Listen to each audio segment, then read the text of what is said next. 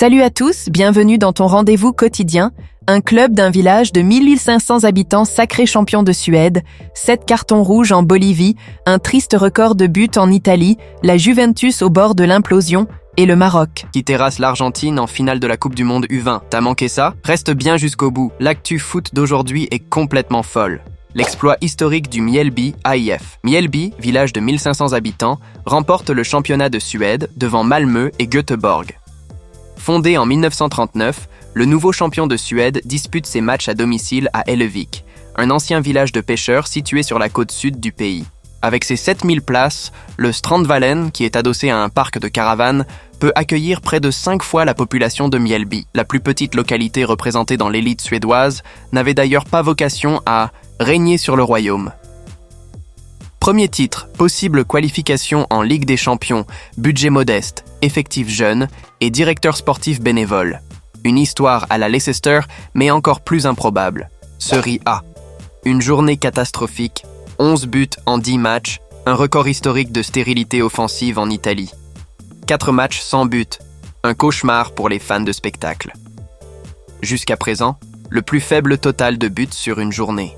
De Série A était de 13, atteinte à 4 reprises, lors des saisons 2004-2005, 2010-2011, 2017-2018 et 2022-2023.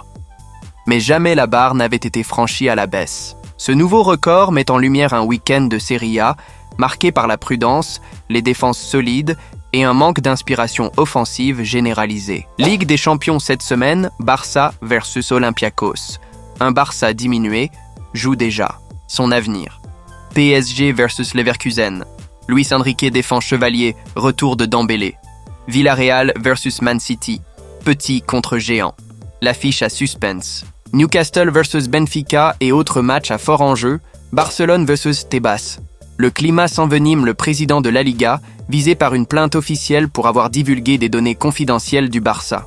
Les plaignants estiment que cette divulgation enfreint le devoir de confidentialité prévu à l'article 5 du règlement d'élaboration du budget de la Liga, ainsi que l'article 76.2 de la loi sur le sport, qui qualifie ce type de manquement d'infraction très grave. Possible révocation de Tebas si les charges sont confirmées. Hommage à Diogo Jota et Jürgen Klopp, bouleversés par la mort de Diogo Jota. Je ne peux pas imaginer le vestiaire sans lui. C'est pareil pour les joueurs. Personne à Liverpool n'utilisera jamais ça comme excuse. Il était si proche de James Milner, très proche de Kostas Tsimikas. Gérer ça sur le plan personnel? Impossible. J'ai reçu un SMS ce matin avec une mauvaise nouvelle d'un ami de Liverpool et je n'arrivais pas à y croire. C'était incroyable. Je l'ai entendu, j'ai compris ce que ça signifiait. J'ai vu toutes les photos du mariage et les garçons étaient là. Je sais exactement où j'étais et combien de temps je suis resté assis là sans dire un mot. C'est précisément comme un membre de la famille. C'est un exemple de ce à quoi on doit faire face sans rien savoir. On ne peut pas être préparé. J'ai été impressionné par sa présence.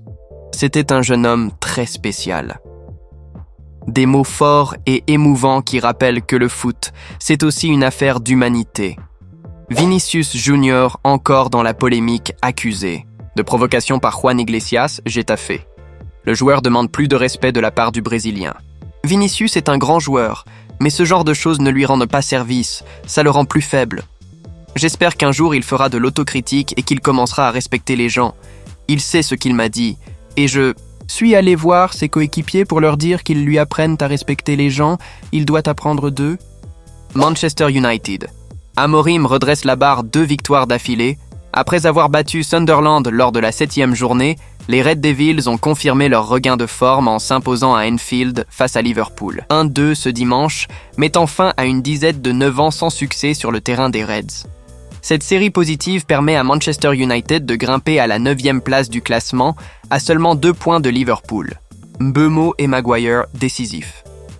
Pour Ruben Amorim, cette première série de victoires consécutives en championnat marque une étape importante à Manchester United. Preuve que son système et ses choix tactiques commencent enfin à porter leurs fruits. Juventus, Tudor sur la sellette. La Juventus avait remporté ses 3 premiers matchs de Serie A, dont le derby d'Italie face à l'Inter, 4-3, et lutté avec le Napoli en tête du classement. Et puis, La machine s'est déréglée. Incapable de remporter le moindre match depuis ce succès face au Nerazzurri le 13 septembre dernier, le club turinois vient d'enchaîner 6 matchs sans victoire, 5 nuls, 1 défaite. La Juventus n'est pas belle à voir jouer, et tous les médias italiens s'accordent pour affirmer qu'Igor Tudor va jouer son avenir lors des 2 prochains matchs. Celui en Ligue des Champions face au Real Madrid et le choc de Serie A. Du week-end prochain contre la Lazio. Spalletti, Mancini ou Palladino déjà ciblés pour lui succéder. Bolivie, match fou, 7 cartons rouges. Drôle de rencontre que celle de la 20e journée de championnat bolivien opposant Blooming et Bolivar, 2 clubs majeurs du pays. En effet, la rencontre a atteint des sommets de violence avec pas moins de 7 cartons rouges au cours de la partie remportée 2-1 par Bolivar. Ainsi, l'arbitre Jordi Aleman a exclu 4 joueurs de Blooming avec Uraezana, 40e, Severiche, 40e, Echebarne, 56e, et Duran, 60e, tandis que Justiniano, 40e, Catano, 40e et Battalini, 44e, ont été exclus pour Bolivar. À noter que 8 autres joueurs ont reçu un carton jaune, une scène surréaliste qui fait le tour du monde. Le Maroc sur le toit du monde U20, un parcours parfait. Opposé à l'Argentine, ce dimanche soir, les Lions de l'Atlas ont remporté la Coupe du Monde U20 en venant à bout de l'Albi-Céleste 2-0. Un succès historique pour la sélection africaine après son sacre lors de la CAN U23 en 2023, sa médaille de bronze glanée au JO 2024 et cette finale de la CAN U20. Au Chili, les hommes de Mohamed Ouabi, sélectionneur des U20, ont une nouvelle fois brillé de 1000 feux. La donne est simple. Excepté cette défaite face au Mexique lors de la 3e journée de la phase de poule, les Lionceaux ont terrassé tous leurs adversaires. De la Corée du Sud en 8e de finale aux Argentins, en passant par les États-Unis. Ou encore la France en demi-finale, le Maroc a bluffé tout son monde. Outre le talent indiscutable de cette nouvelle génération, à l'instar d'Othman Mama, élu meilleur joueur de la compétition, ce succès porte le sceau d'une stratégie ambitieuse menée par la fédération depuis 2021. Succès construit sur la formation locale, plus détection des binationaux, un modèle en pleine réussite. Une génération dorée est née.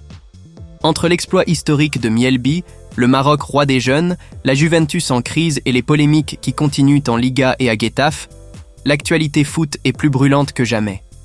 Abonne-toi pour ne rien rater demain et dis-moi en commentaire lequel de ces faits t'a le plus choqué aujourd'hui. À demain pour un nouveau point complet.